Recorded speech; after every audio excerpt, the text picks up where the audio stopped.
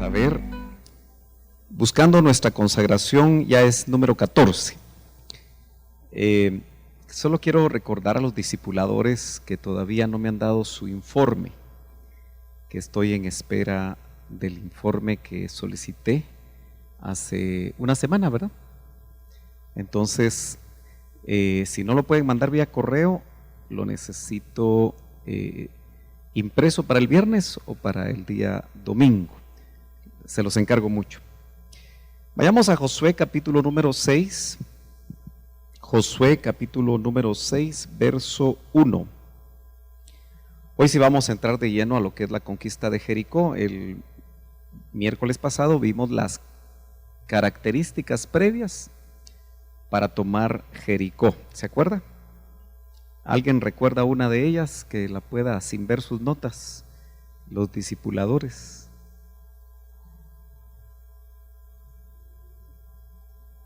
Una de las características para conquistar Jericó. ¿No se recuerda? Entonces, ¿qué va a enseñar? Gloria a Dios. Hay que recordarse, ¿verdad? Frente a Jericó, ¿qué fue lo que sucedió? ¿Qué fue lo que Josué recibió de parte del Señor instrucción que hiciera con todos los varones? Ya con esa pista usted tendría que saber. Circuncidar. Y vimos cuál es la aplicación para la circuncisión para nosotros ahora, porque no es literal. Amén. Vimos que también se celebró una Pascua, ¿verdad? Y también vimos que Josué se encontró con el capitán de los ejércitos de Jehová. O sea que hubo una visitación, una cristofanía. Eso lo debe recordar usted, ¿verdad? Gloria a Dios. Bueno, espero que las preguntas dentro del otro miércoles, si no, si me voy a asustar, voy a ir a tener que chequear qué es lo que está enseñando usted, ¿verdad? ¿Cómo lo está enseñando? A ver si no me lo está enseñando al revés. Lo tiene que recordar. Amén. Gloria a Dios. Dice, pero Jericó, capítulo 6 de Josué, verso 1, estaba, póngale atención, muy bien cerrada. Como estamos viendo dentro de los subtemas de buscando nuestra consagración, no pierda de vista el tema principal. Si usted está buscando su consagración, ya a estas alturas debería haber dado pasos. ¿Cree usted que ya dio pasos en la búsqueda de su consagración? ¿Cree usted que ya dio pasos sus discípulos? ¿Se están consagrando un poquito mejor sus discípulos? ¿Sí? Compartía con un discipulado este jueves de la necesidad de entender que enseñanza en los originales tiene dos vías. Una es la transmisión de la palabra hacia los discípulos. Pero ahí no puede saber usted si ya enseñó. Muchos creemos, porque así lo creemos en nuestro pensamiento occidental, que ya enseñamos y que nuestra labor terminó. Eso no es cierto según el pensamiento bíblico. Es solo la mitad del camino. Usted va a saber que su discípulo aprendió realmente cuando lo vea ponerlo en práctica, porque es de doble vía. Una vía en este sentido hacia los discípulos y luego de regreso del discípulo al maestro, mostrándole que ya lo vive.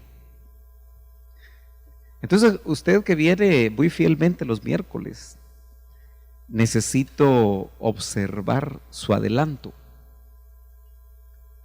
¿Se dispone usted a ese reto? Amén.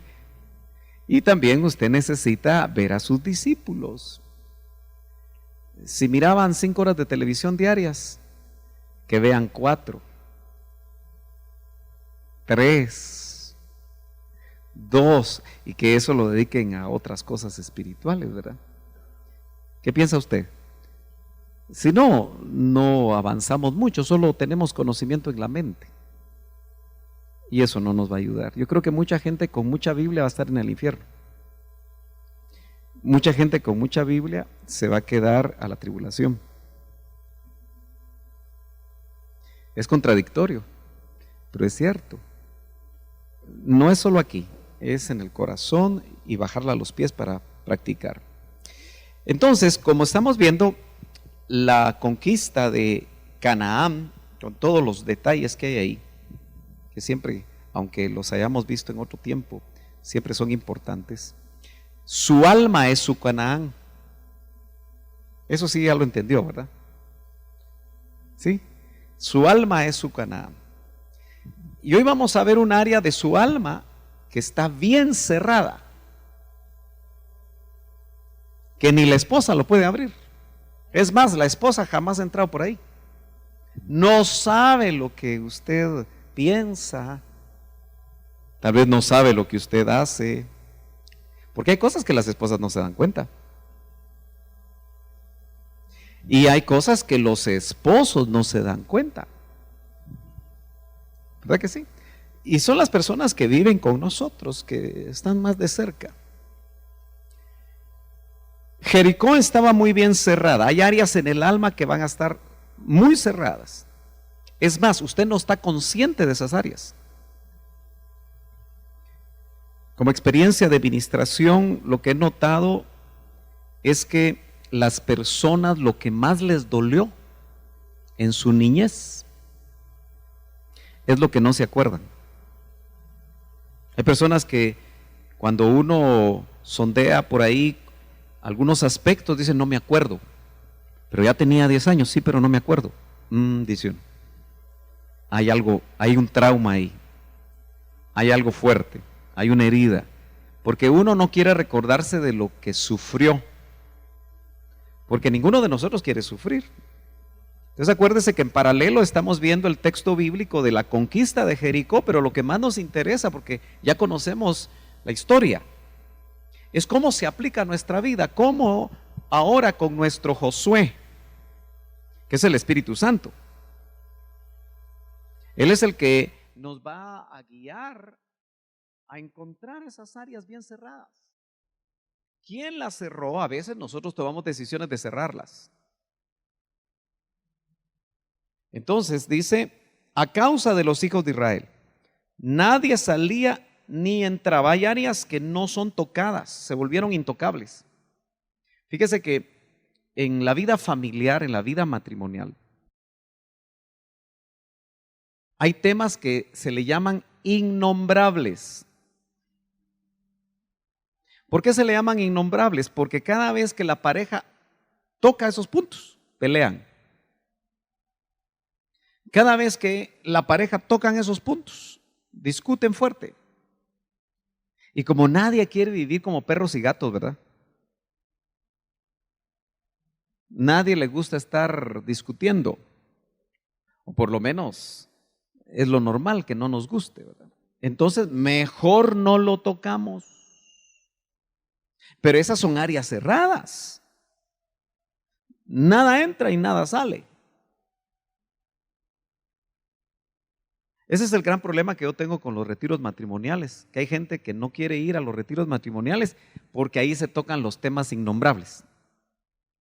Y en la habitación esa noche hay batallas. Uno a otro día mira los rostros y dice uno,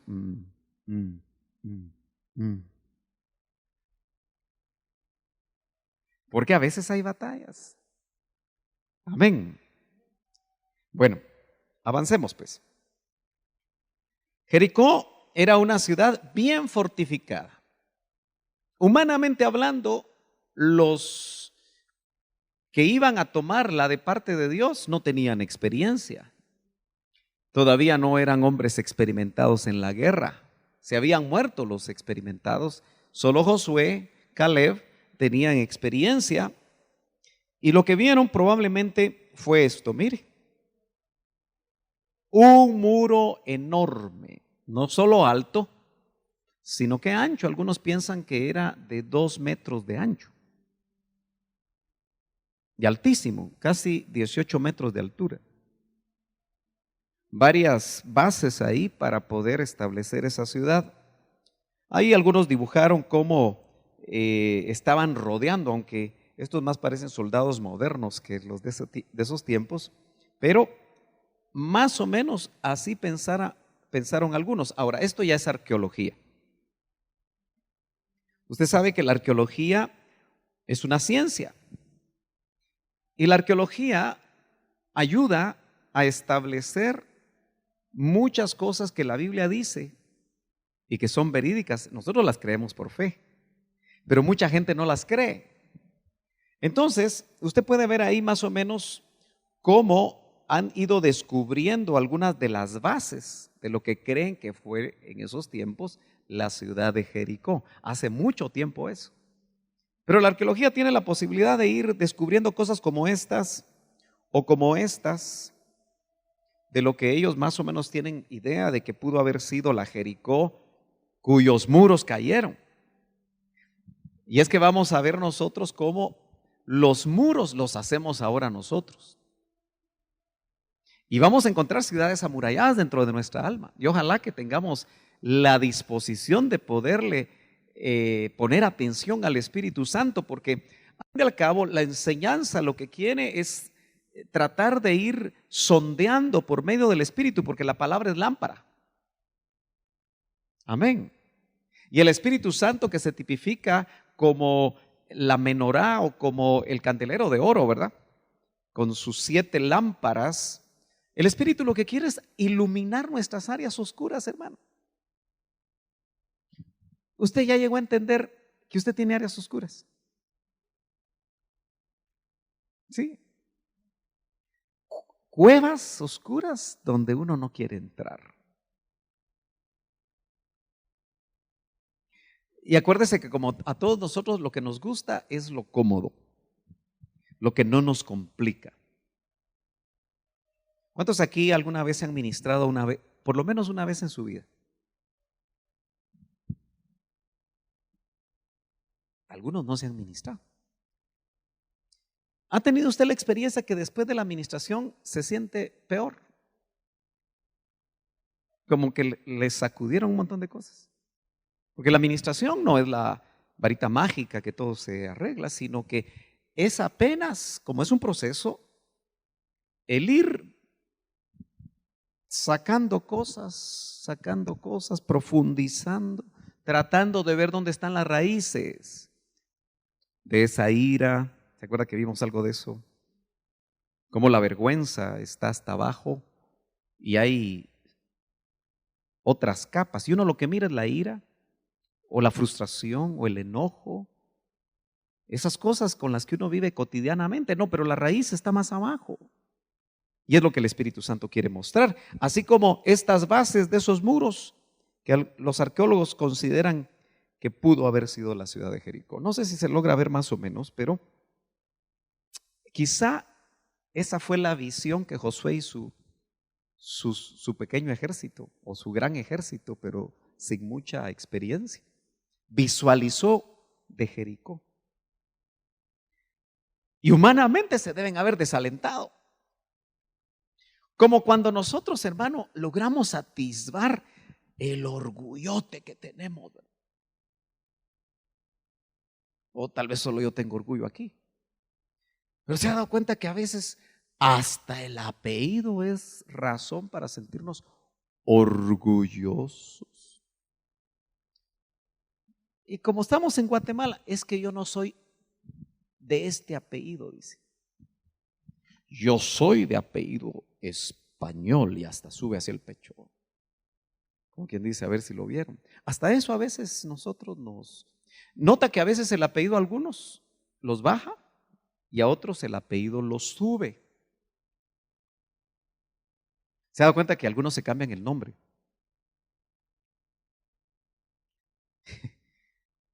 Especialmente cuando se van a Estados Unidos. No quiero decirlos porque algunos van a identificar a algunos, ¿verdad? Pero en lugar de Josué se ponen Josh. En lugar de Mauricio se ponen Maurice.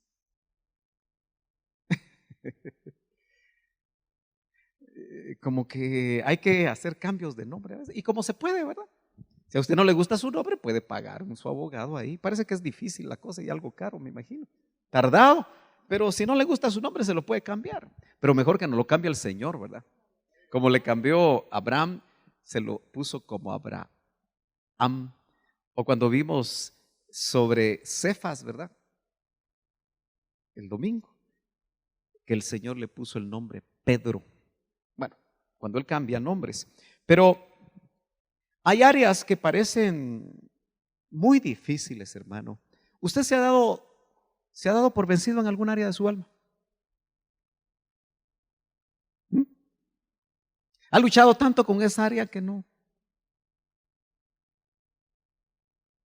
Bueno, usted respóndase, porque pues, esa puede ser su Jericó. Muy bien. Bueno, algunos que recrean lo que pudo haber sido esa batalla, que en realidad no fue batalla hasta que los muros no cayeron de parte de Dios con la estrategia que Dios dio. Hasta después se volvió batalla cuerpo a cuerpo, pero ya sin murallas, ¿verdad? Porque había temor de parte de los de Jericó. Y obviamente Josué comandando a este ejército, que si lo pasamos en lo práctico, el Espíritu Santo, hermano, tiene su manera de trabajar con nosotros. Usted no se ha puesto a pensar que cuando llega una crisis a su vida, sea la que sea, como está en las manos de Dios, no se ha puesto a pensar que el Señor permite esas crisis para que salga adentro lo que usted tiene adentro. Por eso el hermano Otto decía eso, ¿verdad? El hombre y la mujer en crisis saca lo que tiene adentro.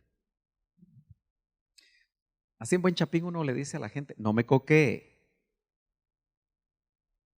no me coquee. ¿No le ha dicho a la esposa, no molestes? O usted, no te metas conmigo. ¿Por qué dice usted así? Porque sabe que hay algo dentro ahí. El doctor lo definió como una fiera que está ahí agazapada y que en cualquier momento ¡juas! Y usted después se asusta. ¿Y cómo pude yo reaccionar así? Yo creo que le conté a usted, una vez estaba en una reunión con pastores y a mí me molesta que cuando nos reunimos y hacemos reuniones y establecemos cosas, después las cambien. ¿A usted no le molesta eso en su trabajo?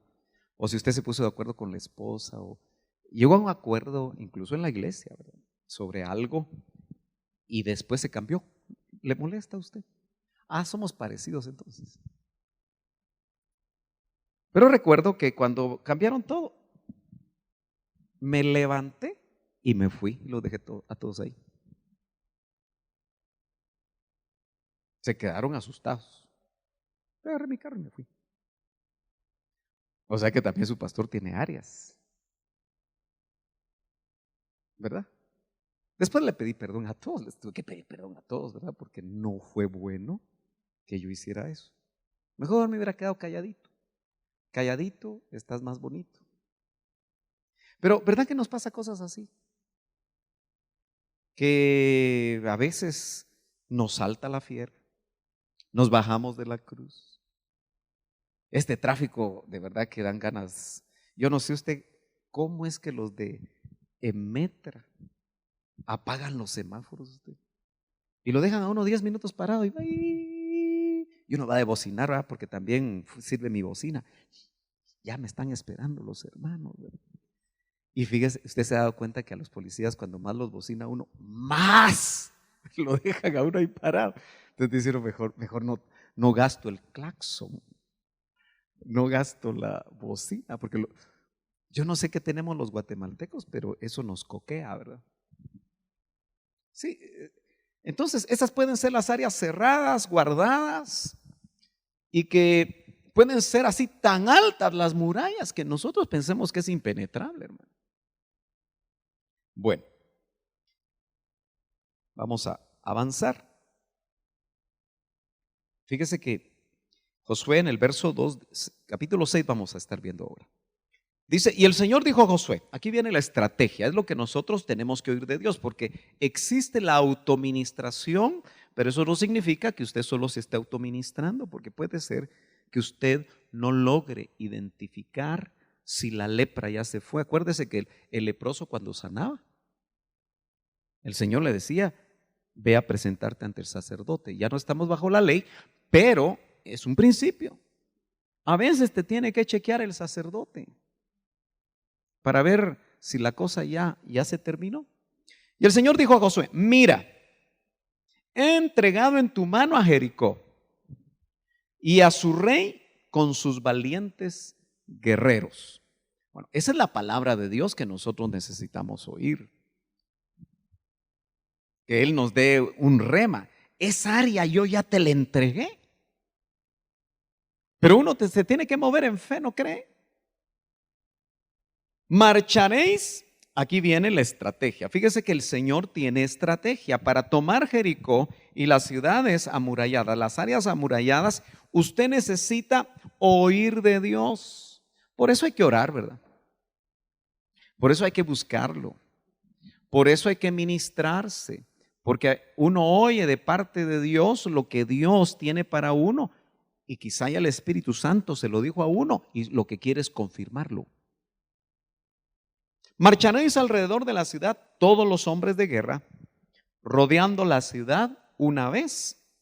Así lo harás por 6 días. Eso significa que cada día una vuelta. Yo no sé qué circuito tenía Jericó, pero mira, hermano, Dios es estratégico y yo sospecho, y eso es lo que le quiero transmitir a usted esta noche, que hay cosas que pasaron ahí en Jericó que pueden ser interesantes para nosotros en determinado momento. Por eso, en alguna ocasión, cuando teníamos oportunidad de rodear esta carpa, ¿se acuerda que una vez la rodeamos? ¿Sí? Rodeamos la carpa. En otra ocasión salimos a aquel terreno, ¿verdad? Y nos tomamos de las manos y tomamos autoridad. Ahora, cualquiera diría que somos locos, ¿verdad? O tal vez usted lo ha pensado, ese pastor, sí que ya se le fue la mano. Pero es que hay actos proféticos. Yo quiero pensar que mi Dios tiene estrategias muy interesantes que nosotros en determinado momento tenemos que entender por qué y para qué se usaron. Porque puede ser que el Señor nos diga, da tu vuelta a tu casa o da la vuelta a tu colonia. Hay muchos mareros. Ay, Señor, pero lo voy a hacer cuando estén durmiendo los mareros, ¿verdad? Porque no va a ser que me agarren por ahí. O hay muchos extorsionistas. A veces yo creo que aún ese tipo de enemigos que son externos, el Señor puede dar estrategias bajo su rema, bajo su guianza. Entonces te dice, marcharéis alrededor de la ciudad una vez rodeando la ciudad. Iban los hombres de guerra adelante. Vamos a ver cómo iban algunos sacerdotes. Si seguimos leyendo, dice, debemos entender que en la conquista de nuestra alma, porque de eso se trata esto, que en la conquista de nuestra alma es también Josué, tipo del Espíritu Santo, quien ha recibido la estrategia y nos la va a revelar. Amén. Gloria a Dios. Entonces, rodear la ciudad cada día tocando shofar. Fíjese que ya que hay un elemento interesante. El shofar nosotros no entendemos a profundidad lo que significaba para el pueblo de Israel, el pueblo de Dios. Pero si entendemos lo que significaba para ellos, yo creo que vamos a entender que incluso, aunque no haya un shofar visible, aunque es bueno, ¿verdad? Lo que significa realmente ese sonido de liberación, porque el shofar es un sonido, emite sonidos de liberación. El hermano Axel fue a recibir clases sobre cómo tocar el shofar, porque hay algunos hermanos que se han dedicado más a esto. El hermano Fernel Monroy es el que da esas clases. Y bueno, yo creo que él ha profundizado en algunos detalles, ha ido varias veces a Israel, tal vez ha investigado cosas para tener más claro para qué se usa. Pero hace poquito fue no sé si un sábado fue él, ahí lo sacó por Facebook, fue frente al palacio, a la plaza. Invitó 50 shofaristas, dijo él. Yo creo que iba a estar ahí Axel, pero lo busqué y no estaba. 50 shofaristas. Y se pusieron a tocar ahí, haciendo un círculo. Fíjense, los círculos siempre hay algo ahí interesante. Y bueno, él en medio tocaba, era el director, porque él dirige los shofares. Ahora, ¿se imagina usted 50 shofares juntos? Interesante, ¿verdad? Bueno, él recibió eso de parte de Dios. Y como en esto del ministerio hay especialistas, ¿verdad? Usted nunca critique lo que no entiende.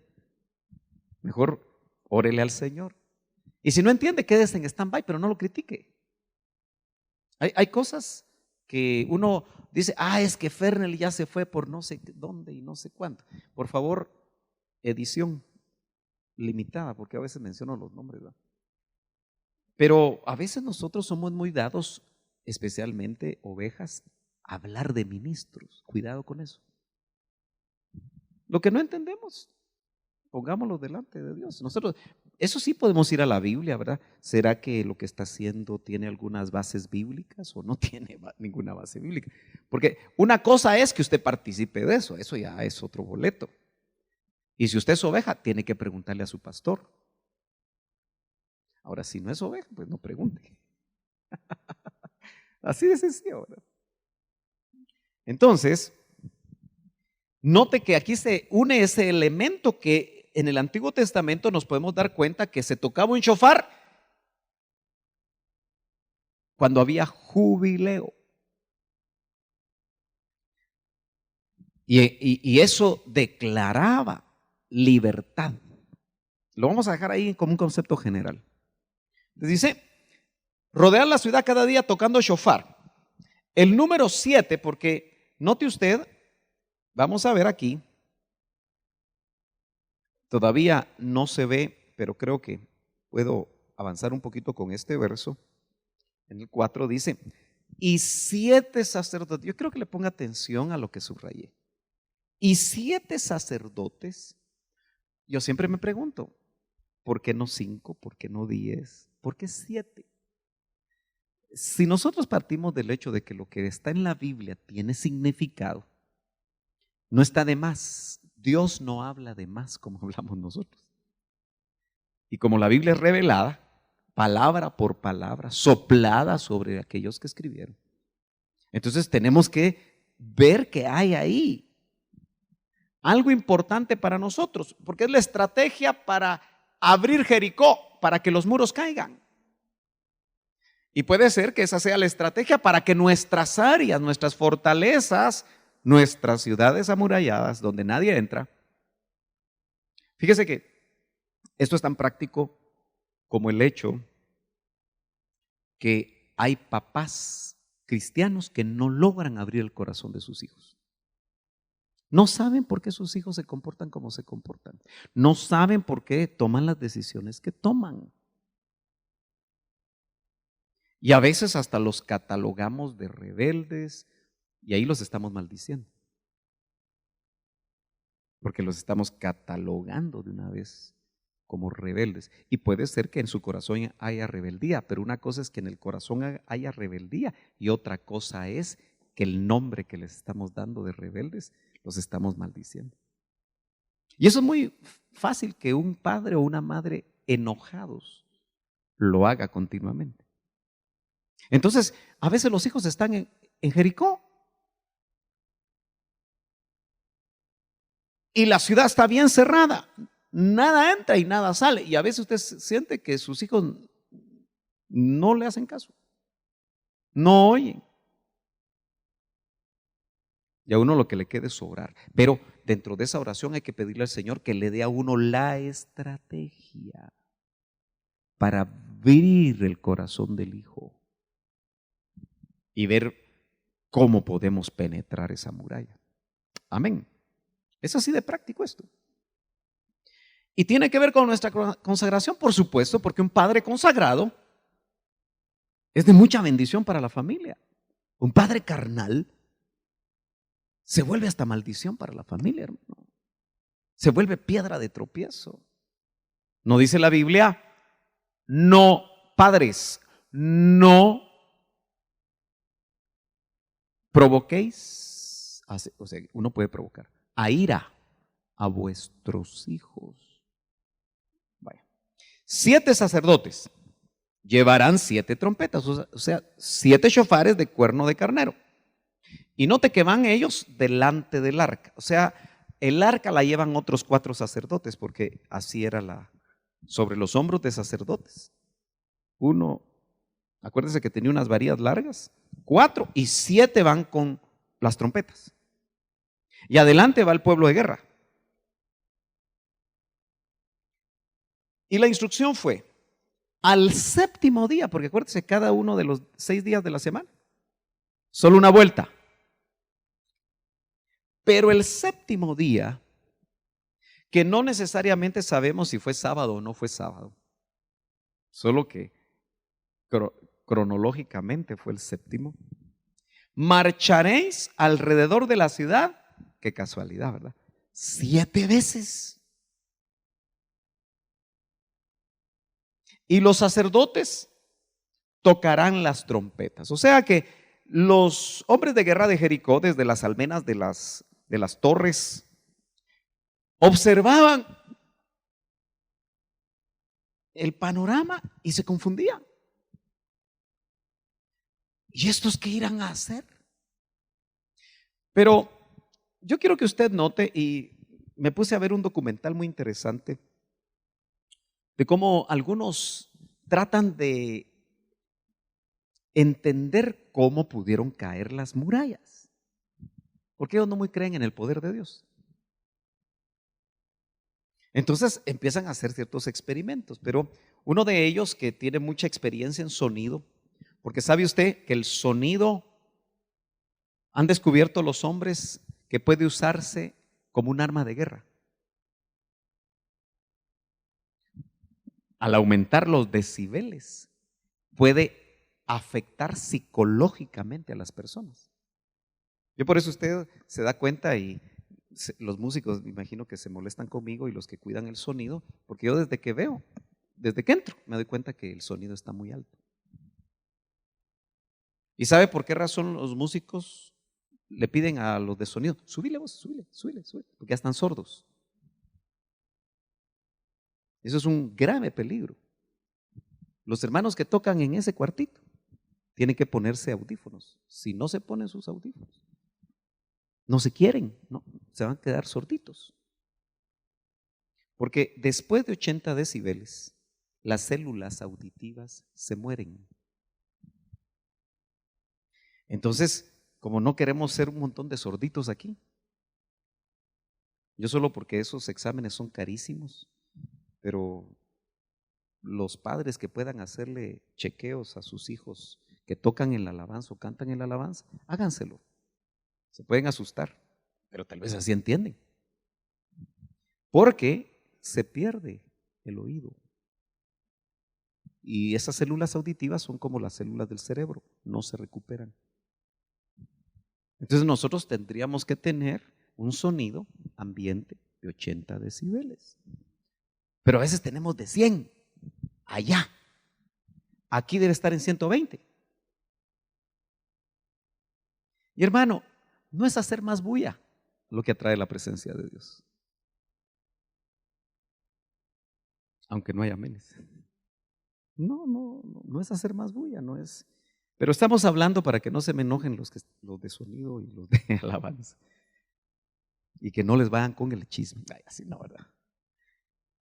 Que el sonido es un arma de guerra y la han usado. Entonces alguien hizo un experimento y agarró un carnero, un cuerno de carnero, un shofar, y a 3 metros tira el shofar 95 decibeles. A 3 metros. Entonces la teoría que ellos tienen es que de alguna manera tantos shofares pudieron haber producido eso. Nosotros creemos que fue el poder de Dios. Pero lo que sí podemos rescatar es que el sonido es una un arma de guerra. Por eso cuando usted predica, discipulador, cuando usted enseña, usted es un arma de Dios. Por eso hágalo bien, prepárese bien, tenga autoridad. Porque indudablemente estamos peleando una batalla espiritual. Y nuestra voz es un arma. El shofar para Israel reunía al pueblo y lo preparaba, lo alertaba para la batalla. Entonces, acuérdese que la vez pasada yo le hablaba de los ministros trompeta, los ministros shofares, que tenemos que alertar al pueblo para estas batallas finales. Amén. Entonces, fíjese que tratando de recordar qué es lo que significa, o veamos esto antes de eso. Aquí el primer día hice este esquemita, una vuelta, más segundo día, ya van 2 vueltas. Tercer día, ¿cuántas vueltas? Cuarto día, quinto, sexto, porque era una cada día. Pero el último día, 7. ¿Cuánto suma eso? Ese número no nos gusta, ¿verdad? ¿Cuántas vueltas tuvieron que dar según la instrucción del Señor? Alrededor de la ciudad. Y 13 en la Biblia, ¿número de qué es? Qué interesante, qué bueno que sepan eso. Número de rebelión. Y Jericó fue entregada por el Señor, según lo dice el mismo capítulo 6, al anatema, para ser quemado todo, hombres, mujeres y niños, salvo Rahab, la ramera, y su familia. Mire qué misericordia de Dios, ¿verdad? Como ella actuó con misericordia con los espías. ¿Se acuerda que le dejaron una señal? Un listón rojo. Hasta en eso nos habla la Biblia, ¿verdad? Porque es a través de sangre que hay redención, y la única redimida del Jericó y los únicos redimidos del mundo que puede ser una Jericó somos los que hemos creído en el Señor Jesucristo, y su sangre nos ha sido aplicada y nos ha borrado nuestros pecados. No importa nuestro trasfondo, no importa nuestro pasado. Y qué maravilloso es que uno entiende que Rahab se metió en la genealogía de Cristo, hermano. Qué maravilloso, ¿verdad? Que sin importar nuestro pasado, el Señor nos mete y nos hace herederos. Muy bien. Entonces yo quiero que usted visualice, hermano, que cuando se terminó la tercera vuelta, mejor dicho, la 13ª vuelta, en la estrategia de Dios como que fue declarado no solo anatema, sino que lo que estaba dentro y la ciudad misma fue declarada en rebelión. Y es que la rebelión es un principio satánico.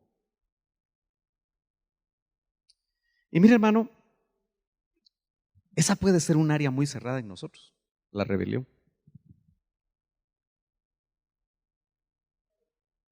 Pero es sutil.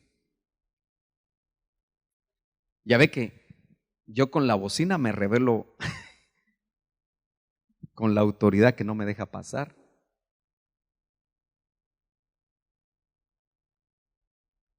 Siempre que hay una autoridad secular o eclesiástica, siempre va a haber una tentación a rebelarse a esa autoridad. Lamentablemente.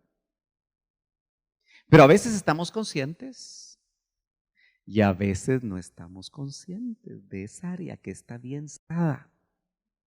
Creemos que no existe. Pero mientras más conscientes estemos que puede estar ahí, necesitamos pedirle al Señor, porque qué casualidad que fueron 13 vueltas. No sé si me estoy dando a entender que al llegar a la última, recibieron instrucciones. de tocar, y los que no tenían shofar, de gritar. Y en ese momento cayeron las murallas por el poder de Dios. Aleluya. Ella sabe lo que estamos diciendo, ¿verdad? Gloria a Dios. En el verso 17 dice, y la ciudad será dedicada al anatema. Mire, hermano amado, ¿habrán áreas dedicadas en nuestra vida de parte de Dios al anatema? Es que mire, el gran problema que nosotros tenemos es que no estamos totalmente conscientes muchas veces de cómo venimos al Señor, qué ancestros trajimos, qué tendencias hay en nosotros, qué herencias nos transmitieron. No es casualidad, como dijo el doctor Ríos, que 14 personas cabalgan sobre nosotros.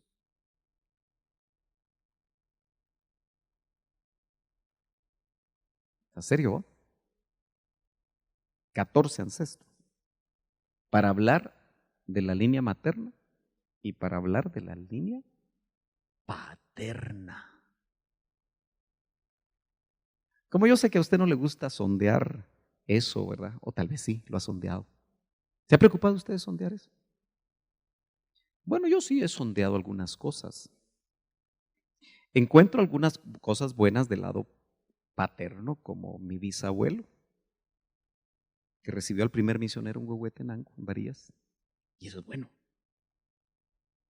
Regaló el terreno para la iglesia. Entonces yo digo, aleluya, yo estoy disfrutando esa bendición, porque ¿sabe cómo lo veo yo?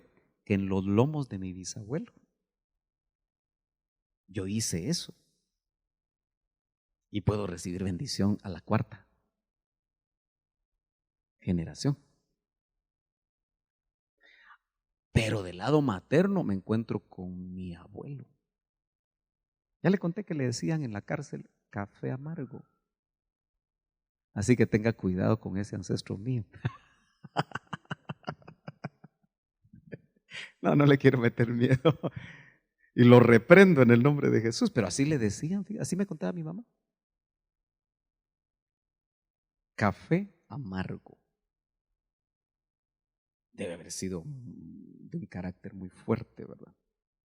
Ahí sí que amargo. Entonces uno puede encontrar cosas raras. Yo encontré que mi abuelo paterno dejó a mi abuela. Mi papá dejó a mi mamá. Pero yo no voy a dejar a mi esposa. Porque hasta ahí llegó ese ancestro. ¿Me entiende? Pero cuando uno entiende esos ancestros, uno se cuida.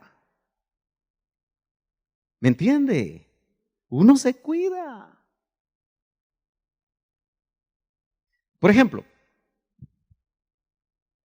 tan sencillo, pero es cuidado, que muchos no lo toman en cuenta y creen que eso es delicado. Pero yo no le doy jalón nunca a una mujer. Sola. Nunca. Nunca, nunca, aunque sea cristiana. Punto. Es cuidado.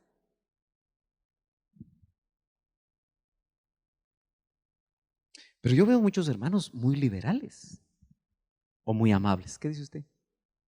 ¿Son amables? ¿Son amables? ¿Ok?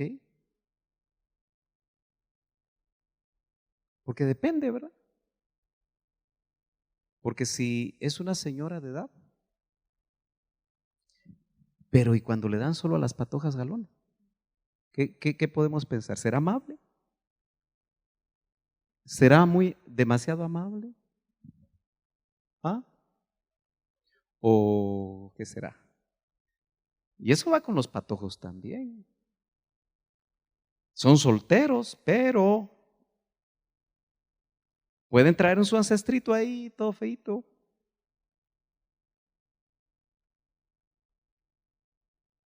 O esos jalones que dan en las carreteras, ¿verdad? Es delicado, mis hermanos. Es delicado. Entonces, hay que tener cuidado. Lo mejor es que siempre vaya en el carro alguien más. Siempre. Siempre. Hasta pueden calumniarlo, que usted iba con fulana porque los vieron en el carro. ¿Sí o no? Entonces, si hay alguien más, es mejor. ¿No cree? Vaya. Yo sé que usted está pensando y tiene derecho a pensar. Pero, ¿cómo estarán sus ancestros? ¿Será que alguno de esos ancestros le está molestando hasta el día de hoy? ¿Será que a alguno de sus ancestros le gustaba el chisme? Ay, hermano. Puede ser que por eso le guste a usted. No, hermano, a mí no me gusta el chisme. Ah, fantástico, qué bueno. No había ese ancestro ahí. Pero podemos encontrar demasiadas cosas. La ciudad estaba dedicada al anatema. Ella y todo lo que hay en ella pertenece al Señor. Fíjese que me llama eso la atención. ¿Cómo lo aplicamos si Jericó tipifica nuestra alma? Todo lo que usted es, Cristo lo compró en la cruz del Calvario. Solo que hay áreas que el Señor las toma para destrucción. Porque son aquellas cosas que Él quiere sacar de nuestra vida. Y que tal vez nosotros las tenemos. Ay, no, esta no, Señor. No me quites esta área, Padre. Esa sí. Yo quiero que esta se quede conmigo. Solo Rahab la ramera y todos los que están en su casa vivirán. Parece un contrasentido, ¿verdad? Pero es que el Señor, donde abunda el pecado, ¿qué dice el Nuevo Testamento? Sobreabunda la gracia. Y lo que esta mujer recibió fue gracia. Como nosotros. Ella tipifica a la humanidad. Porque ella escondió a los mensajeros que enviamos. Muy bien. Todo fue entregado a la destrucción, salvo Rahab, la ramera y su familia. Dios redime, ojo, el área sexual al salvar a Rahab. El primer tema, ¿usted se recuerda cómo se llamaba? De buscando nuestra consagración. Bueno, si no se recordó del miércoles pasado, de hace 3 meses, ¿cómo se llamaba el primer tema? Buscando nuestra consagración, así se llamó. ¿Y qué verso vimos? En Primera Tesalonicenses. Me parece que es el capítulo 5 donde dice la voluntad de Dios. Ese fue el verso con el que iniciamos. La voluntad de Dios es nuestra consagración. En la versión donde lo leí dice vuestra santificación. La voluntad de Dios es vuestra santificación. Pero en la versión que leí decía, para explicar lo que es la santificación, que os apartéis de toda inmoralidad sexual.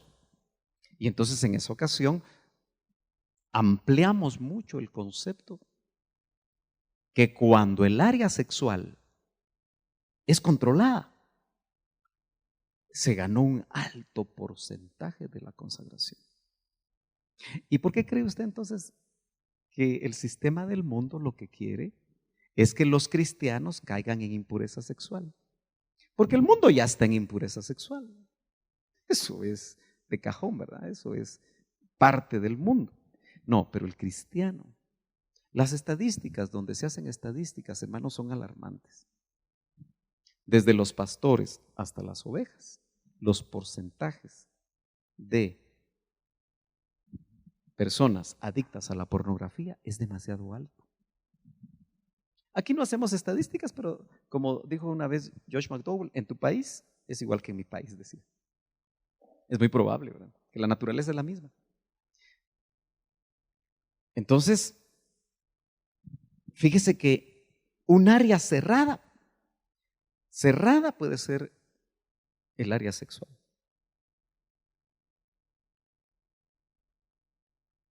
Fíjese que otra vez en la experiencia de la administración, a veces uno habla con las personas y no le abren esa área a uno. Hasta como al año, a los 2 años. Y dice uno, ay Dios mío. Porque no siempre tiene uno el discernimiento. Como decía el doctor, cuando no tengas discernimiento, no te preocupes, tarde o temprano te va a llegar. En otras ocasiones me ha pasado, van por una cosa y ¡pum! ¡Pum! Ahí está el problema. Ya uno nota por qué están sucediendo ciertas cosas. Pero es interesante que Rahab la ramera, tipifica el área sexual, fue redimida. Es lo que quiere hacer el Señor para nuestra consagración. Ay, hermano, pero eso solo afecta a los solteros, también a los casados. Porque esa palabra que se traduce contaminación, se puede traducir fornicación o se puede traducir adulterio. Y el peligro del casado cristiano es que caiga en adulterio. Y lo más triste es que a veces caen en la misma iglesia.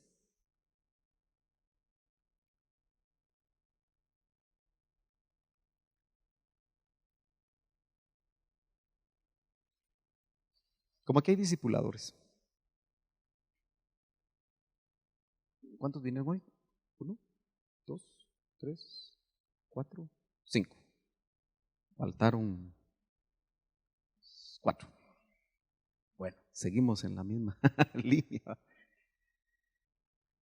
Yo creo que voy a nombrar discipuladores a algunos de ustedes, hermano. Vienen más ustedes. ¿No cree? Oyen más la palabra ustedes. Pero fíjense pues, yo sé que hay necesidad, yo sé que hay tráfico, yo sé que hay muchas cosas y que no es fácil y que estamos en una batalla. Pero tenemos que ser responsables, ¿verdad? No hay para dónde. Lo que le quería decir es que hay personas que dicen, fíjese hermano, casados, tengo una mi amiga. ¿Qué? Ah, usted tiene una amiga. ¿No es su esposa su amiga? No, tengo una mi amiga. Inmediatamente yo me pongo a pensar, adulterio del alma. O también el esposo, fíjese que mi esposa está celosa porque yo tengo una mi amiga, o ella dice, tengo un mi amigo, porque ahora también ellas tienen sus amigos.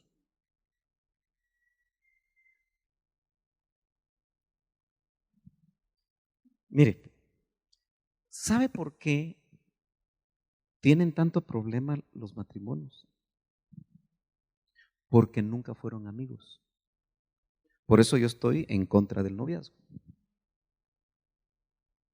Porque cuesta mucho en el noviazgo occidental, a la manera como se vive.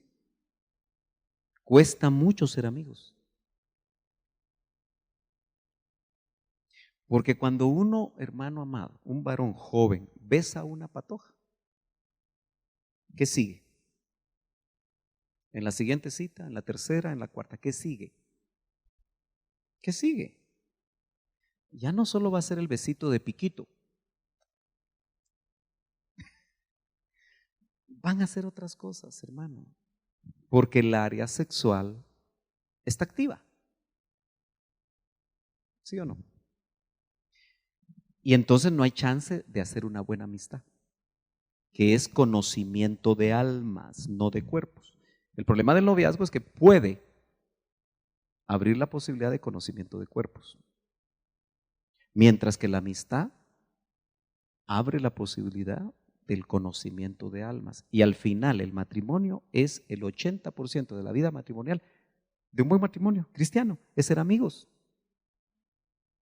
Entonces, mire pues, yo cumplo el 25 de octubre de este año, el día de las elecciones, así que solo voto y me voy. Predico, vengo aquí, predico y me voy a estar con mi amada. Sí, hermano. Y cumplo 29 años de casado y jamás he necesitado una amiga. Nunca. Nunca, hermano. He necesitado una amiga. Y mi esposa jamás ha necesitado un amigo. Porque fuimos 3 años amigos. Y somos los mejores amigos. Entonces, necesitamos, fíjese que para mí el mejor antídoto para que un ministro no caiga en pecado, porque caen muchos, es tener un buen matrimonio. Y cuando yo tengo oportunidad de ministrar ministros, lo que yo sondeo es eso: ¿cómo está tu matrimonio? Si no está bien, están en grave peligro. Están en grave peligro los ministros, si no tienen un buen matrimonio. Pero también están en grave peligro los ancianos. Están en grave peligro los discipuladores y discipuladoras. Están en grave peligro los encargados de área, porque el diablo a quien le apunta es a la oficialidad. Y todo mundo está en peligro. Yo hace poco le dije a alguien de una iglesia de la Luna: hermana, usted está en peligro. No sé si le gustó o no le gustó, pero mi responsabilidad es decir. Cuando un esposo trata mal a una esposa, es por áreas adentro. Y si algo le pasa a una mujer es que cuando la tratan mal, en el trabajo, si trabaja, la tratan bien. En el mercado la tratan bien. En la iglesia la tratan mejor. Y entonces su almita se va por otro lado. Adulterio del alma. El Señor quiere trabajar eso. Porque el adulterio del alma es como sembrar una semillita en un terreno que está abonado. Porque lo abona la amistad extramarital. La mayoría de adulterios se dan en los trabajos. Porque en los trabajos pasan platicando hombres y mujeres, cristianos y no cristianos. Entonces, cuando se abona el terreno y se siembra una semillita, ahí no ha pasado nada carnal. Y eso es lo que le da tranquilidad a las personas, es que no ha pasado nada. Ni la mano le he tomado, ni un besito, nada, le dicen a uno. Pero cuando usted siembra un frijolito en un terreno abonado, ¿qué sucede después de unos cuantos días? Cuando usted siembra el frijol, a otro día no sale la planta. Y al otro día tampoco. ¿Cuánto tiempo tiene que pasar? ¿8 días o más? ¿15 días? Pensemos 15. Entonces, el día 1 platican y no pasó nada. No hay nada en la tierra. Está escondida la semillita. Pero el día 15 brota una cosita así, mire. Chiquitita así, pero verde. Oh. Y desde ese momento hasta que la planta es grandota, hay un grave peligro para el adulterio físico. ¿Cómo se lo digo? Entonces uno ni tiene que abonar la tierra. Por eso, hermano, cuide a su esposa y cuide a su esposo. Si usted ve que está hablando mucho con una hermana, acérquese, póngase a la par. ¿Cómo está mi hermana? Y si le cambia la cara y se pone colorada o algo así, sospeche con el don de la sospecha. Ese no aparece en la Biblia. O viceversa, ¿verdad? Hay varones que se le pegan a alguien y uno observa, ¿verdad? Yo soy muy observador, hermano. Ajá, ajá. Pero ustedes, por favor, discipuladores, ayúdenme también. Porque en los discipulados también se echan ojitos. ¿O no? Solteros y casados.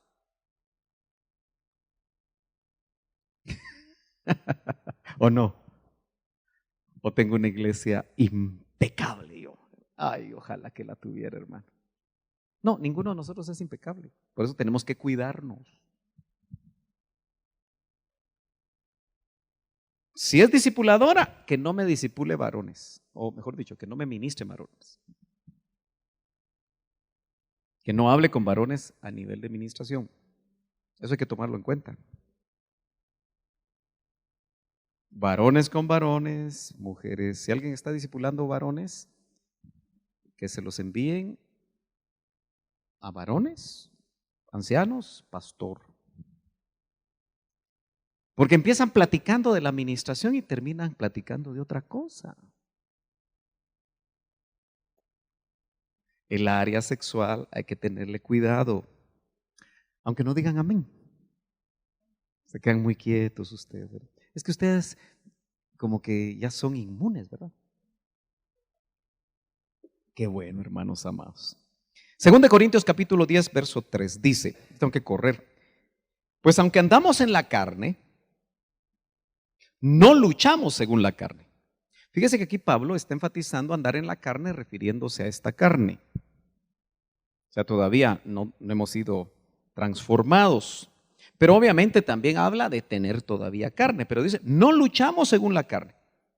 Porque al fin y al cabo no he dejado a Josué de lado, sino que las murallas, usted sabe que se cayeron. ¿Sabe qué ruido hizo eso? Y entró el pueblo de Israel e hizo lo que tenía que hacer. Pero hablemos de las fortalezas que ya nos habla el apóstol Pablo. Verso 4, 2 Corintios 10, 4 dice, porque las armas de nuestra contienda no son carnales. Y las armas de los sacerdotes eran sus shofares. Y el arma del ejército fueron, y el pueblo en general, fue el grito. Por eso, ojo, hermanos de alabanza, hay alabanza para hacer guerra espiritual. Hay alabanza para liberar cautivos. Por eso la alabanza no es solo tocar o cantar bien. No, hermanos, eso lo hace todo, lo hace el mundo y lo hacen mejor que nosotros. La alabanza es ser un instrumento de Dios cuando se necesita, hermano. El grito, el shofar, una alabanza profética,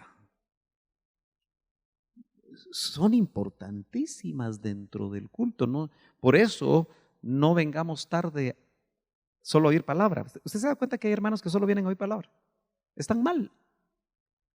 Yo no los puedo parar en la puerta y decir, usted no entra porque vino tarde. Pero se están perdiendo una buena parte de la preparación en su alma para la batalla. Porque, como le digo, la predicación puede ser una batalla. Uno a veces, cuando oye cosas, uno cierra la baja y como está, a veces en fortalezas, como vamos a ver ahorita, baja uno el puente levadizo, lo sube.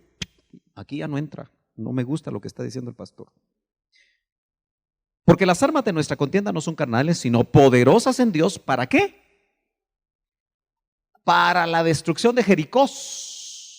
Fortalezas.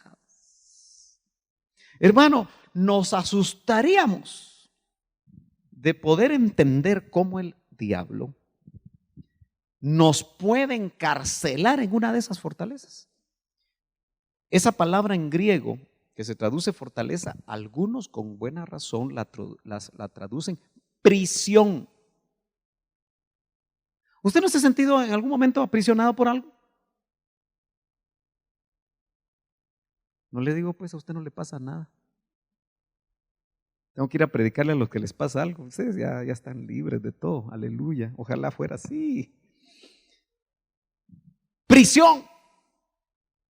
¿En cuántas prisiones, hermano, nos pueden tener? Porque no nos hemos dado cuenta. 2 Corintios 10:5 dice, destruyendo especulaciones. Esto es bueno que los discipuladores, si tienen acceso, lo estudien en los originales. Porque una son las fortalezas, otras son las especulaciones. Por eso, hermano amado, cuidémonos mucho con especular con la red, lo que la red pone. que la red pone de todo, hermano. Ya le dije que las fuentes de la red hay que tener mucho cuidado con ellas.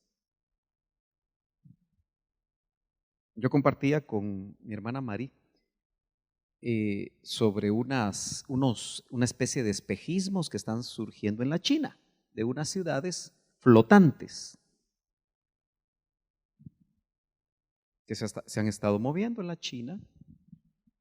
Y un ministro muy conocido en Guatemala pues puso en su red y él ya dio su opinión. Y él dice que es un proyecto de el rayo azul, que se traduciría de esa manera en español, y que ya en Phoenix está apareciendo un hombre, porque probablemente van a engañar a muchos, apareciendo Cristo, apareciendo Buda, apareciendo... Pero ojo, es bien difícil que uno tenga acceso a la verdadera información. Porque ese rayo azul, para saber realmente qué es lo que hace, tendríamos que ser especialistas y realmente tener acceso a la verdadera información. Obviamente le están tomando fotos a las ciudades, esas fantasmas. Y yo me imagino que van a venir muchas cosas raras, hermano. Pero una de las cosas que a mí me preocupa es cuando especulamos. Y hay ministros que especulan mucho, hermano. Ese mismo ministro especuló en el 2000, en el Y2K, que había que prepararse porque el Señor venía. Y lo especuló fuertemente. Hasta hizo su reunión, cobró 100 quetzales, me acuerdo. Yo no fui. Y entraron 2,000 personas, hermano. Fueron 200,000 quetzales los que, claro, tal vez el hotel se quedó con 100, ¿verdad? Pero la gente le gusta la especulación. Fíjese que si yo fuera un ministro especulativo, ay, Dios mío, tendría aquí lleno, hermano. Pero como trato de predicar la palabra como está escrita, poquitos vienen. Poquitos vienen.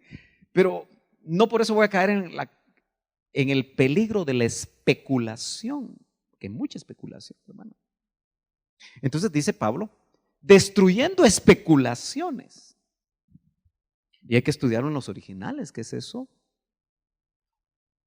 Y todo razonamiento altivo. ¿Qué será un razonamiento altivo? Note que son tres cosas: fortalezas, especulaciones y razonamiento altivo. Yo creo que el razonamiento altivo es de aquel que cree tener la verdad y por eso con altivez quiere establecer ese razonamiento. Y por ser razonamiento se vuelve almático, humanista. Y ese razonamiento altivo, esas especulaciones y esas fortalezas se levantan contra el conocimiento de Dios. Yo quiero que usted lo vea. Una cosa es el conocimiento de Dios revelado y otra cosa son las fortalezas, las especulaciones. Y las fortalezas dijimos que son prisiones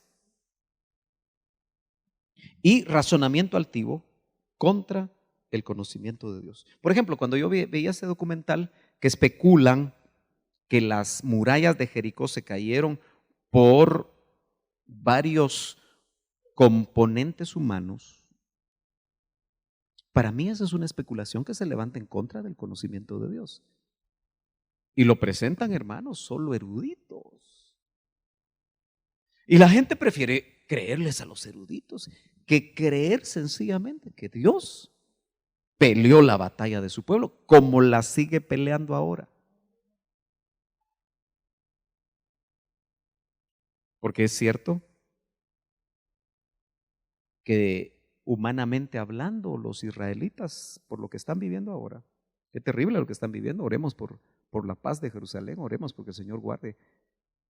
Hoy vi una foto tan terrible porque con cuchillos de carnicero están agarrando a la gente. Y esa foto muestra cómo la hazaña con la que están haciendo eso. Y usted ya se da cuenta que todos los noticieros no sacan una sola noticia a favor de Israel. Todo es en contra de Israel. Como que los palestinos tuvieran derecho a matar.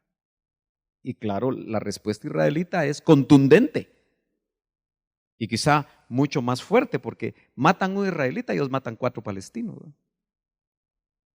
Pero mire pues, la batalla de tomar toda la tierra de Canaán ya se dio cuenta que sigue vigente, con nuevos escenarios, pero con los mismos personajes ancestrales. Bueno, y poniendo todo pensamiento en cautiverio, entiéndase, pensamiento en contra de Dios, a la obediencia de Cristo. Nuestra batalla ahora para conquistar el alma tiene que ver mucho con la mente. Por eso tienes que tener mucho cuidado qué oyes, qué lees. Mire, en los tiempos del doctor, cuando él decía esto, mucha gente lo criticaba, que era un pastor demasiado exagerado. Pero él decía, no siembren con diferente semilla. No permitan que su terreno sea sembrado por diferente semilla. Si usted viene a Betel y va por allá, y va por allá, y va por allá, ¿qué está permitiendo? Que lo siembren con diferentes semillas. Es que voy a Cime. Sí, pero yo no soy responsable de todos los pastores de Cime. ¿Me entiende? O sea, si usted tiene dónde comer y ya su gusto por esta comida lo ha agarrado, pues sea fiel. Porque de lo contrario, su campo va a estar sembrado con diferentes semillas y Dios aborrece las mezclas. Y cuando uno viene a sentir, mire hermano, hay muchas iglesias que ya no usan velo, por decirle doctrina, de pastores amigos, cercanos, conocidos. Otros cuyas prácticas doctrinales, aunque no sean las vitales, son raras o no las entendemos quizá. Entonces, tenemos que ser muy cuidadosos porque dice, poniendo todo pensamiento en cautiverio a la obediencia de Cristo. ¿Qué es lo que vale? La palabra de Dios, que al conocerla nos invita a obedecer. Pero yo sigo avanzando. Hoy no van a haber preguntas. O si se espera un ratito. Pero le meto el turbo. Verso 6. ¿Cómo funciona la autoridad ministerial? Mire lo que Pablo está hablando en este contexto. El verso 6 dice, y estando preparados para castigar toda desobediencia.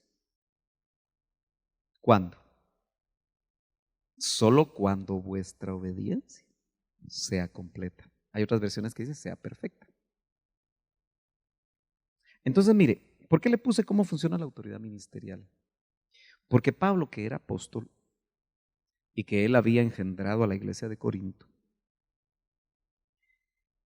él no estaba dispuesto a castigar desobediencias si los corintios no estaban dispuestos a obedecer. Eso es lo que quiere decir esto. Estando preparados para castigar toda desobediencia. Y vaya que no eran desobedientes los corintios. Cuando vuestra obediencia sea completa. Entonces, para un ministro es demasiado complicado corregir a una oveja que no está dispuesta a obedecer. Hasta cierto punto se pierde tiempo. Y eso es lo que está tratando de establecer acá. Por eso, una oveja, un pastor la conoce, porque es una oveja que está dispuesta a estar en el redil y a obedecer al pastor. En la figura de la ovejita, ¿verdad? Esa siempre está ahí vigente, ¿verdad? Para hacer una buena labor pastoral. Ahora, cuando la ovejita toma sus decisiones y se sale del redil, y cuando el pastor le dice, ovejita, te saliste del redil. Y tal vez le dan a uno una sonrisa, pero por atrás dice, él no me tiene nada que decir a mí.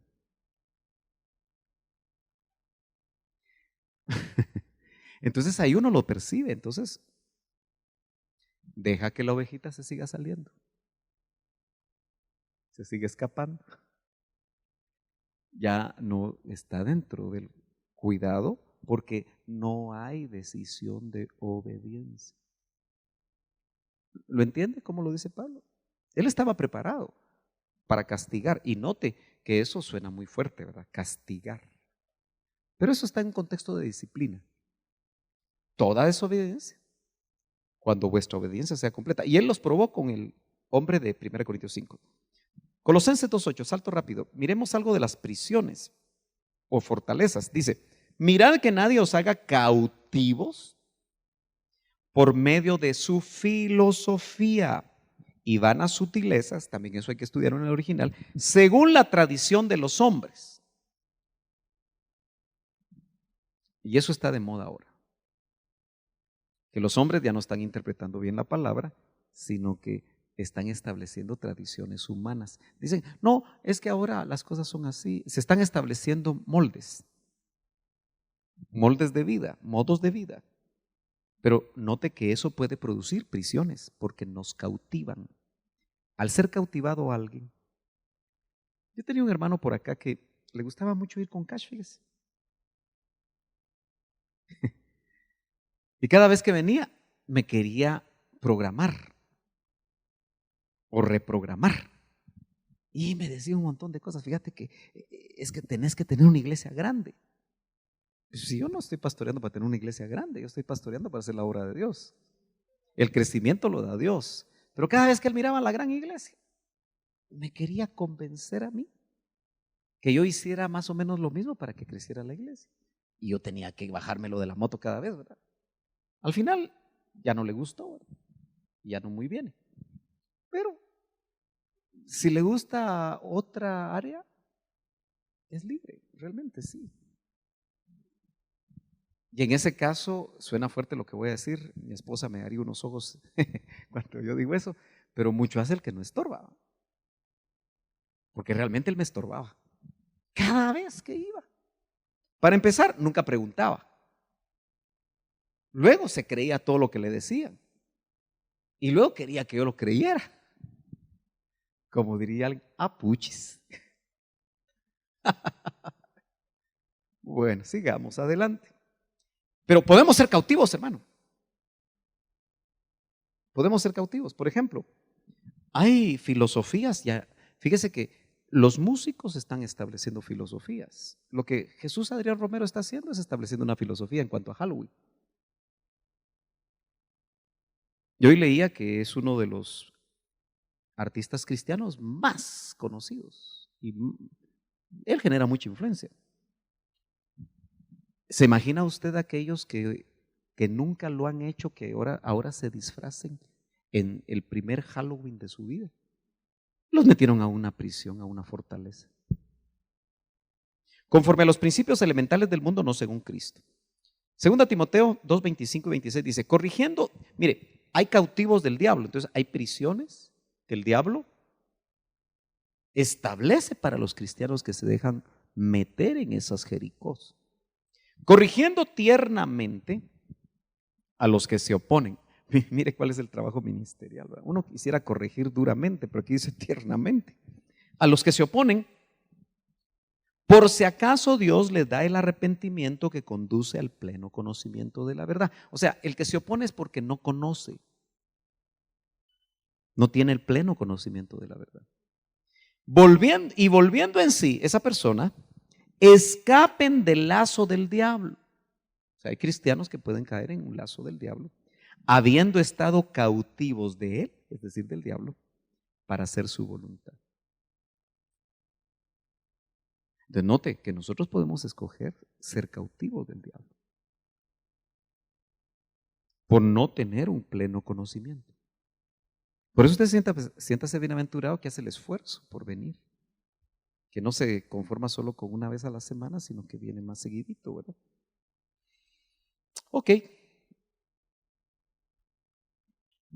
Veamos esto rápidamente. Lucas 4:18 es un verso conocido. Es la obra libertadora de Cristo por medio del Espíritu Santo. Él dijo en aquella primera ocasión, me parece, que estuvo en una sinagoga.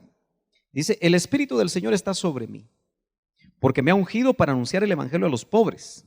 Me ha enviado para proclamar libertad a los cautivos. Si un cautivo del diablo o alguien que está en una fortaleza, en una prisión, o que ha sido capturado por pensamientos ajenos a la voluntad de Dios, el trabajo ministerial, el trabajo discipular, es sacarlos a través de la unción del Espíritu y proclamar libertad a los cautivos. Eso es lo que hace el Evangelio,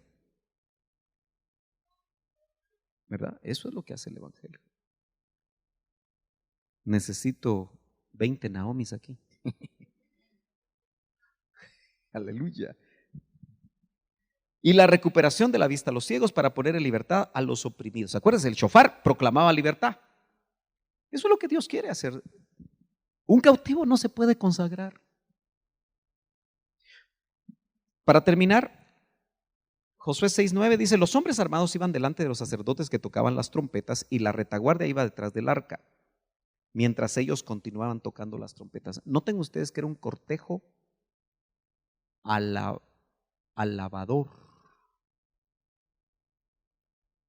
Trompetas, sacerdotes, el arca de la presencia del Señor y hombres guerreros, ¿verdad? Pero Josué dio órdenes al pueblo diciendo, no gritaréis ni dejaréis oír vuestra voz, ni saldrá palabra de vuestra boca hasta el día que os diga. No fue ni en el primero, ni en el segundo, ni en el sexto, fue hasta el séptimo. Gritad, entonces gritaréis. Hermano amado, usted se da cuenta que nosotros los guatemaltecos somos demasiado tímidos. Porque cuando se canta, gritad,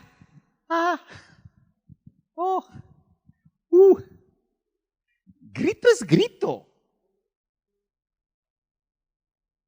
Fíjese que los psicólogos le llaman catarsis cuando una persona saca lo que tiene adentro, ya sea llorando, pataleando. Ellos dicen, si quiere gritar, grite, patee, haga lo que quiera, métale una gritada a su papá si usted quiere. Así dicen los psicólogos.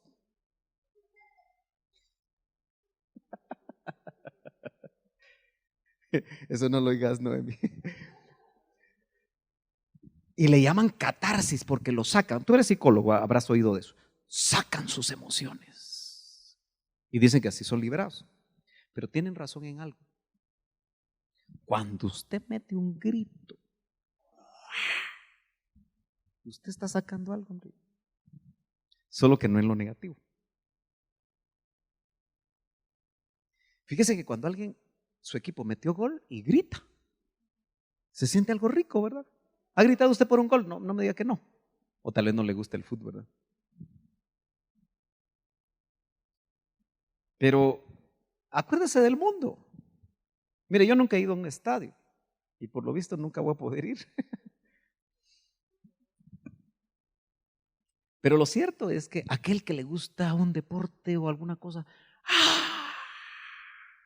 y algo pasa adentro. Entonces cuando usted oiga que hay que gritar, grite bien, hombre.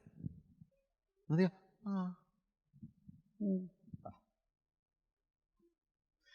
¿Me estoy dando a entender? ¡Grita! Y en ese momento cayeron los muros. ¿No será que a usted se le puede caer un muro cuando usted grita, como gritó Pedro? ¿Cómo dijo él? ¿Cuál fue el grito de Pedro? ¿Cómo dijo? ¡Salvan! Pero tuvo que haber gritado porque la tormenta no lo deja oír.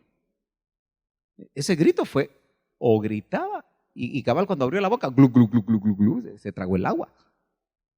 Pero gritó, porque él sabía que era su último grito. O gritaba o se moría. Así tenemos que hacer nosotros a veces. Aún en nuestras devociones, claro, no va a despertar a la 1 de la mañana, 2 de la mañana, toda la gente en la casa.